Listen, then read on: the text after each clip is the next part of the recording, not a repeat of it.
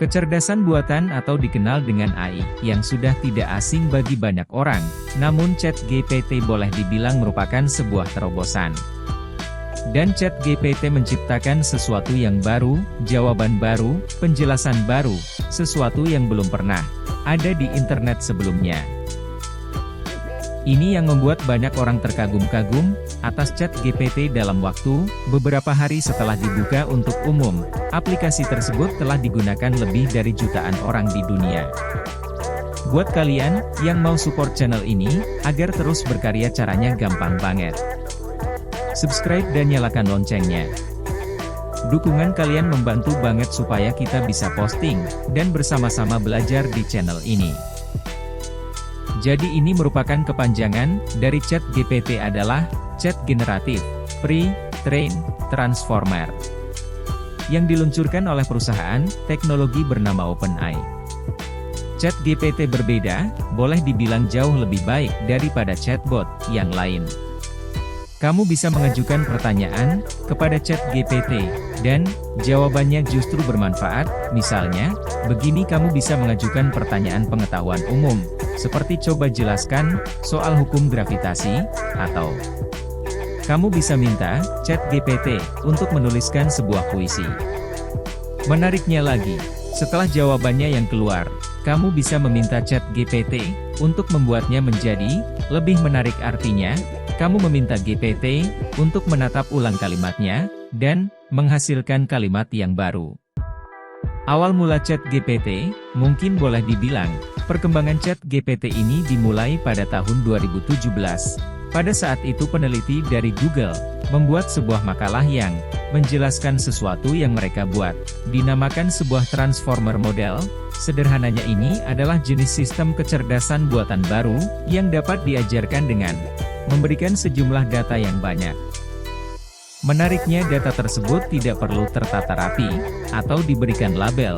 Kamu bisa saja memberikan miliaran contoh teks yang ada di internet. Lalu sistem kecerdasan buatan tersebut, yang menentukan sendiri hubungan di antara kata dan kalimat. Sistem dasarnya jauh berbeda dengan yang selama ini dilakukan oleh Google. Jadi, ketika kamu mencari sesuatu di Google, mesin pencarian Google, atau mencari data yang paling cocok dari yang sudah ada dari halaman web tertentu, sebuah berita, dan sebagainya. Misalnya, jika kamu menuliskan bagaimana cara membuat coklat cokokis, maka kemungkinan besar kamu akan mendapatkan hasil pencarian berupa rasa dan gambar. Menariknya, ChatGPT menciptakan sesuatu yang baru, jawaban baru, penjelasan baru, sesuatu yang belum pernah ada di internet sebelumnya, yang tentu saja semua hal ini sangat transformatif, tidak seperti mesin pencarian, di mana mereka akan mencari sesuatu yang sudah ada. Selanjutnya, momen bersejarah lain terjadi pada tahun 2020. Saat itu OpenAI meluncurkan GPT, yang merupakan generasi ketiga dari AI Transformer model terbesar yang pernah mereka buat. Boleh dibilang, merupakan superkomputer yang telah dilatih dengan data yang sangat banyak. Namun pada saat itu belum tersedia untuk publik. Akhirnya pada bulan November kepada publik. Dan dalam waktu beberapa hari aplikasi tersebut telah digunakan lebih dari jutaan orang di dunia. Ada yang menggunakan dengan iseng. Tapi menariknya bisa digunakan untuk hal yang serius. Misalnya bisa menjawab pertanyaan yang berhubungan dengan medis. Boleh dibilang, potensi ChatGPT ini tidak terbatas. Ada contoh yang menarik. Seorang pengguna mencoba bertanya, kenapa dirinya terkadang terlalu kritis kepada orang lain, dan hal ini membuatnya sedih. Jawaban bot GPT seperti ini, biasanya terjadi ketika seseorang kritis pada orang lain. Terutama jika mereka memiliki standar yang tinggi bagi mereka dan orang di sekitar. Dalam beberapa kasus bersikap kritis kepada orang lain dapat menjadi cara untuk mencoba memperbaiki situasi, atau membantu orang lain untuk berkembang. Namun, bersikap terlalu kritis juga bisa menjadi tanda harga diri yang rendah, atau kurang percaya diri.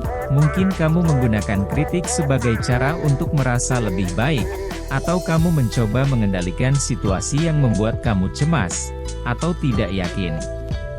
Penting untuk mencoba mencapai keseimbangan, dan bersikap konstruktif dalam kritik, daripada membiarkannya menjadi negatif, dan rusak. Baguskan jawabannya?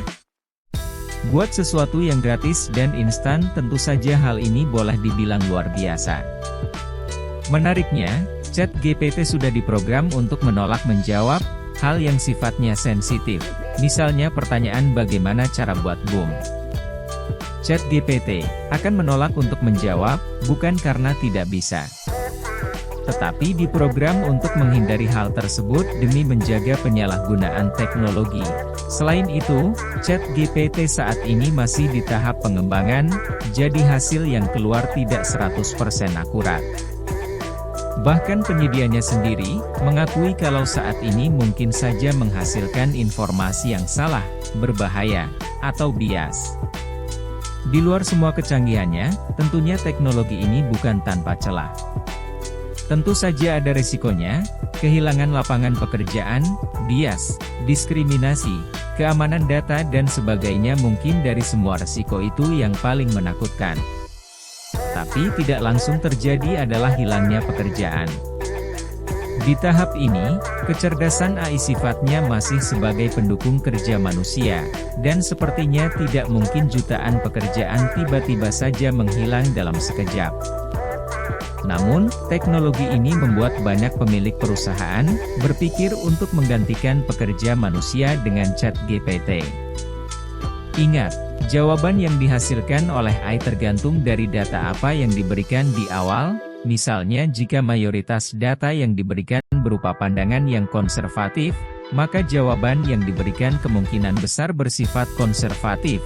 Sama halnya ketika mayoritas data yang diberikan bersifat liberal, pada akhirnya AI bisa digunakan untuk menyebarkan informasi yang salah, atau hoax. Contohnya seperti ini, kita tidak ada yang menyangka bahwa media sosial, yang awalnya bertujuan untuk berhubungan dengan teman, kerabat, dan sebagainya, tetapi 20 tahun kemudian menjadi alat yang bisa menentukan suara masyarakat dalam sebuah pemilu di masa depan. Pelajaran apa yang kalian dapat? Dan informasi apa lagi yang kalian inginkan? Ketik di kolom komentar ya. Jangan lupa subscribe. Sekian dan terima kasih.